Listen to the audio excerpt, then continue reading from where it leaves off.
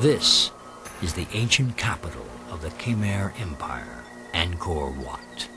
It is the spiritual and cultural heart of Cambodia, and an architectural creation which perhaps has never had or ever will have an equal in the world. Made of soft sandstone with a foundation of laterite, Angkor Wat covers 200 acres and may be the largest tomb ever built. From the 9th to the 13th century, Cambodia was ruled by a series of kings from Java who brought with them Indian ideas of Hinduism. These kings were worshipped in Cambodia as the living embodiment of Hindu gods, and during their lifetime, these great structures were built to eventually house their ashes.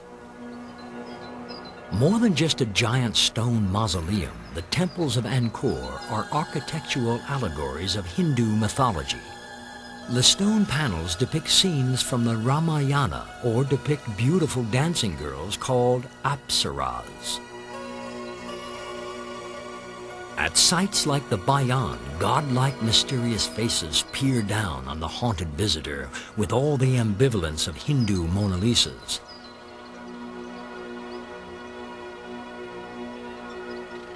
Angkor is more than just one temple. It is a whole city of temples and roads covering a region of 50 square miles. Some are decaying and crumbling, like the temple at Ta Prohm, with huge trees taking root in its structure. Ta Prohm has been left to be consumed by the jungle to show what all the temples of Angkor must have looked like when Frenchman Henri Mahou stumbled upon them in 1860. They had been lost and forgotten and overgrown by the jungle for more than 400 years.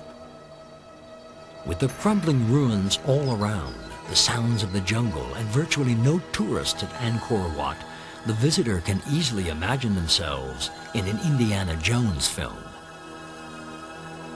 Many of the buildings at Angkor are not burial sites, but rather mark the exact geographical center of the town.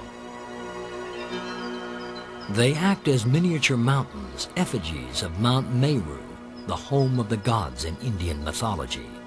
The towers of Angkor represent the mountain peaks, the walls are the earth, and always there is a moat to represent the ocean. At the very center of the complex, the god king and his relatives were enshrined at the very spiritual center of the universe.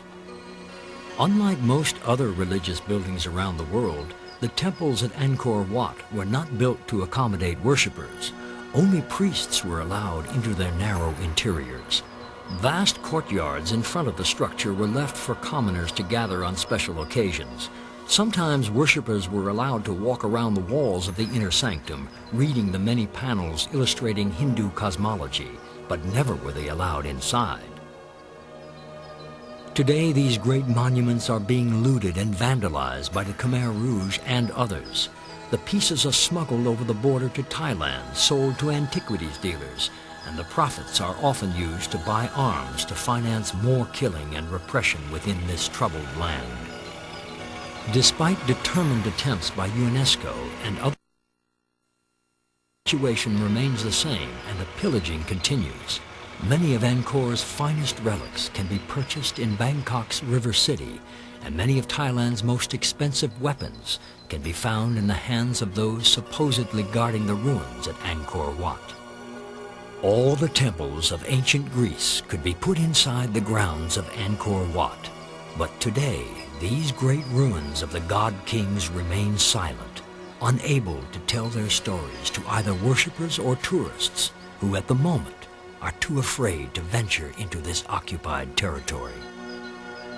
After surviving almost 1,000 years of weathering and warfare, it remains to be seen if the temples of Angkor will survive yet another outrage, the looting and vandalism of the Khmer Rouge and other corrupt officials. Nowhere on earth are the forces of good and evil more evident than at Angkor Wat, and nowhere are the heights and depths of human achievement in plainer view than in the sad little country of Cambodia.